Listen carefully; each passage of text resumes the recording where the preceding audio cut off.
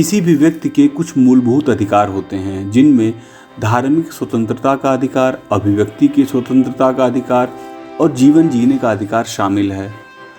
हमारा संविधान भारत में जन्मे किसी भी व्यक्ति को इन अधिकारों को देने के लिए प्रतिबद्ध है, लेकिन कुछ देश ऐसे भी हैं जहां एक वर्ग विशेष के नागरिकों को ये अधिकार भी नहीं दिए जा रहे हैं।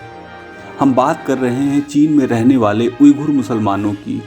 उनमें भी उइघुर महिलाओं की स्थिति चीन में इतनी खराब है कि लगभग सभी वैश्विक मंच ने चीन के द्वारा उइघुर महिलाओं पर की जा रही प्रताड़ना का विरोध किया, लेकिन फिर भी पिछले 1.5 दशक से चीनी शासन ने इनके जीवन को जहन्नुम बना डाला है।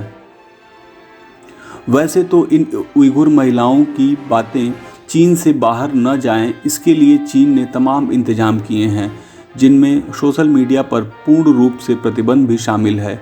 लेकिन उसके बावजूद भी किसी तरह से इन महिलाओं ने अलग अलग इंटरव्यूज़ के माध्यम से अपनी बात को चीन के बाहर तक पहुंचाया।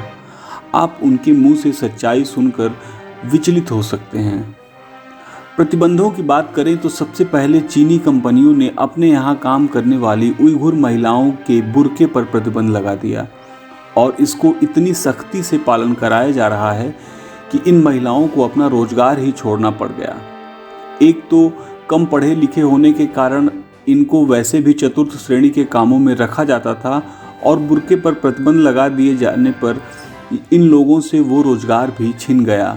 वहीं दूसरी ओर आप भारत में देख ही रहे हैं कि भारतीय मुस्लिम महिलाएं अपना बुर्का, हिजाब या फिर मनचाहा पहनावा पहन रही हैं और उच्च शिक्षा लेकर बड़ी बड़ी कंपनियों को लीड भी कर रही हैं। उइघुर महिलाओं को डिटेंशन शिविरों में रखा जाता है और गर्भधारण की स्थिति में उनका गर्भपात भी करा दिया जाता है। मुस्लिम महिलाओं के शरीर में इंट्रा यूरिन डिवाइसेस लगाई जा रही हैं ताकि वो गर्भधारण न कर सकें। इसी का परिणाम है कि चीन में उइघुर मुसलमान समुदाय की जन्म दर 6% रह गई है। कुछ मानवाधिकार संगठनों ने चीन के इस दमन को नरसंहार कहा और जननांकीय मानव हत्या करार दिया है।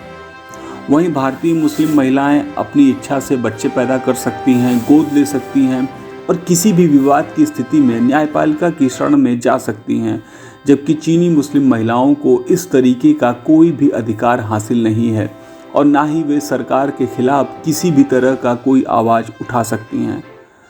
हालांकि हम ये नहीं कह रहे हैं कि हमारे सिस्टम में कमियां नहीं हैं, उनमें भी तमाम कमियां हो सकती हैं, लेकिन हमारा देश किसी भी नागरिक की गरिमामयी जीवन जीने की स्वतंत्रता को नहीं छीनता और न ही कभी मौलिक अधिकारों का हनन करता है। धन्यवाद।